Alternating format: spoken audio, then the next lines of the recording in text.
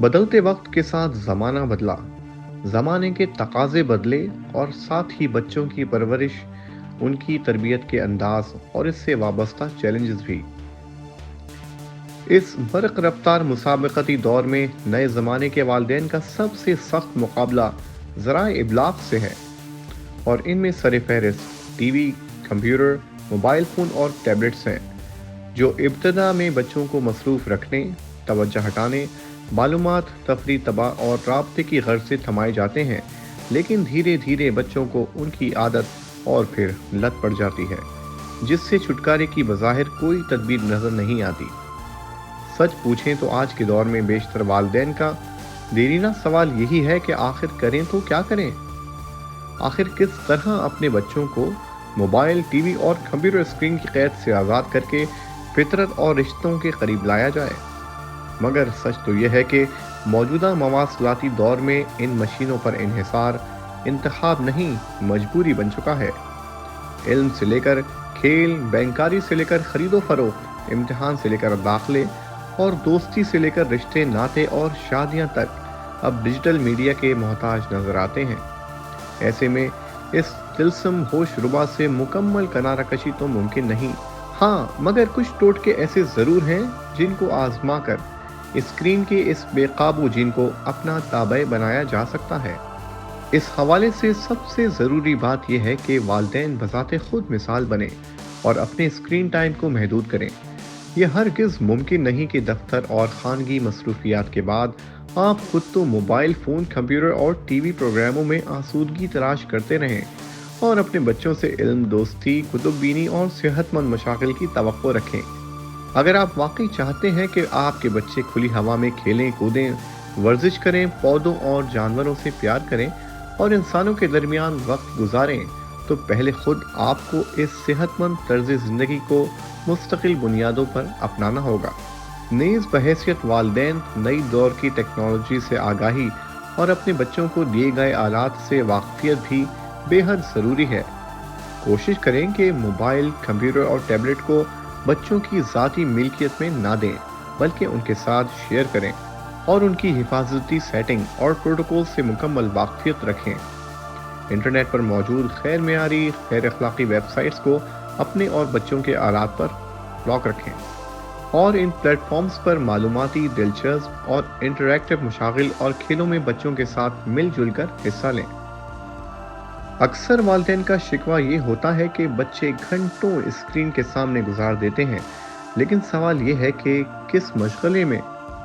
اگر تو یہ گھنٹے آن لائن مطالعے، تبادلہ خیال، تخلیقی اور سائنسی صلاحیتوں کی جرح میں گزارے جا رہے ہیں تو اس میں کوئی مذائقہ نہیں، لیکن اکثر ڈیجیٹل میڈیا کا استعمال وقت گزاری، دل لگی، گیمنگ اور گپ شپ تک محدود ہوتا ہے، جس کا منہ بولتا ثبوت Facebook, FaceTime, Instagram,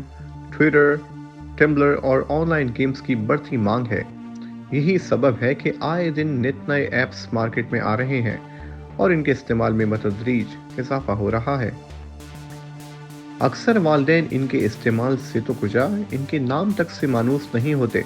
ایسے میں ان کے پاس آن لائن تباہ کاریوں کی جانچ کا واحد معیار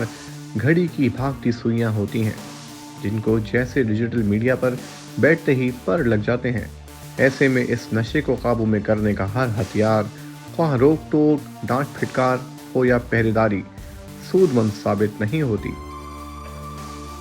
شہرہ آفاق محقق سونیا لیونگ اسٹون کے مطابق اب سوال یہ نہیں ہے کہ نوجوان اور بچے سوشل اور ڈیجیٹل میڈیا استعمال کریں یا نہیں، سوال یہ ہے کہ کیسے، کتنی دیر اور کس مقصد کے لیے۔ اس سلسلے میں آن لائن موجودگی کو گھنٹوں میں ناپنے کے بجائے اس کا مقصد، معیار، ضرورت اور پس منظر سے واقفیت اشد ضروری ہے،